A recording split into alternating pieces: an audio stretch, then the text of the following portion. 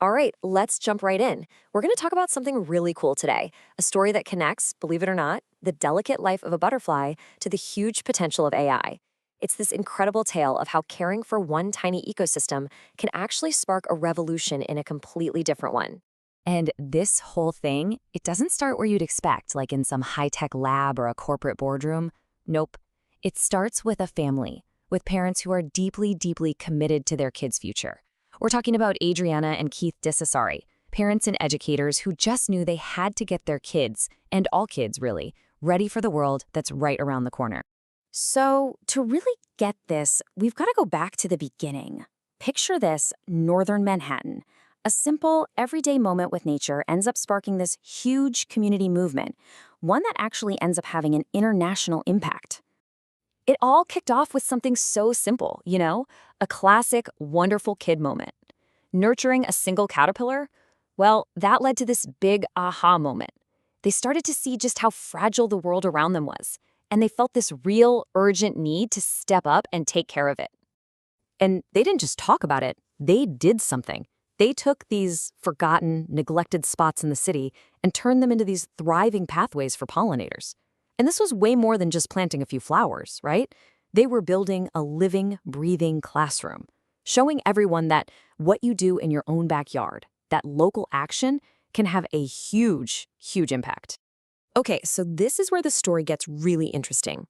That same energy, that passion for growing things and taking care of an ecosystem, well, it found a brand new place to thrive, the classroom.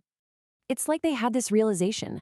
Just like those monarch butterflies need very specific paths to survive and flourish, their students were going to need new kinds of pathways to make their way in the future.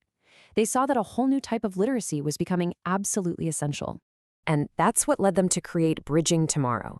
The whole point of it, the core mission, is to make sure that access to this powerful, cutting-edge tech isn't some luxury for a handful of kids. No, it should be a basic right for every single child, especially for those in communities that often get left behind. So you're probably wondering, okay, that sounds great, but how are they actually doing it? Well, that brings us to their curriculum, which they call AI Amigos.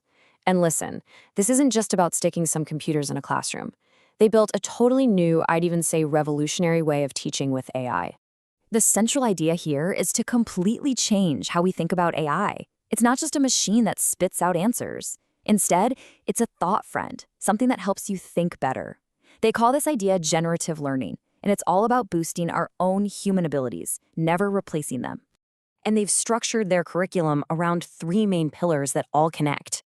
And this isn't just about learning to code. It's so much bigger. It's about mixing technology with everything, with science, with art, and with the actual natural world right outside the window. And this is how they bring it all to life. I mean, look at this. Under STEM AI, kids aren't just reading textbooks about engineering. They're actually using AI to simulate building bridges. How cool is that? Then you've got CreativeAI, where they can use AI drawing tools to completely reimagine old stories. And then there's Nature AI, which ties it all together. They're using predictive mapping, basically using AI to figure out the best places based on sunlight and soil to plant milkweed for the butterflies in their own garden. It's this amazing, perfect circle from an idea in a classroom to a real-world impact. But okay, let's be real. Whenever you talk about AI in the classroom, a lot of valid questions pop up, right? What about cheating? Are the kids really learning, or is the machine doing all the work? Well, their entire approach is built on ethics first. It's not about just getting an answer from the AI. It's about teaching kids how to ask good questions. And this is the really important part: how to look at the answer and think critically about it.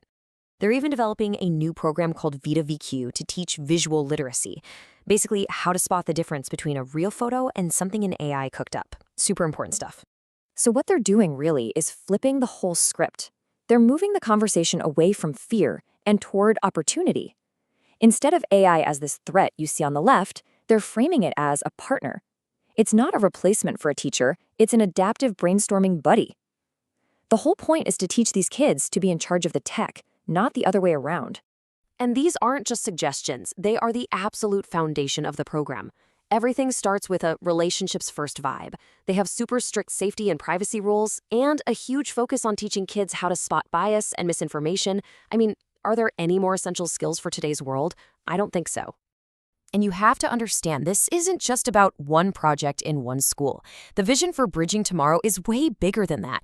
They're aiming for a real system-wide change. So they're using this really democratic process called participatory budgeting. It's pretty straightforward. Community members get to vote on how to spend public money. And the goal is to use that to scale this free AI education model across all of New York City. It literally puts the power to fund their kids' future right into the hands of the residents. And just look at who they're trying to reach. A huge focus is on young people, families in public housing, immigrants, people with low incomes. This is all about one thing: closing that digital divide.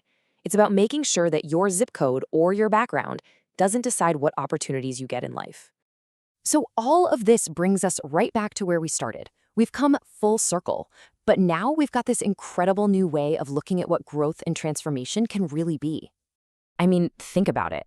From taking care of one caterpillar in a park to growing the next generation of innovators who think ethically, it's just this powerful, inspiring cycle of taking care of things. Taking care of nature, taking care of the community, and taking care of knowledge itself. It just goes to show how everything is connected, you know? And that's really the question to leave you with.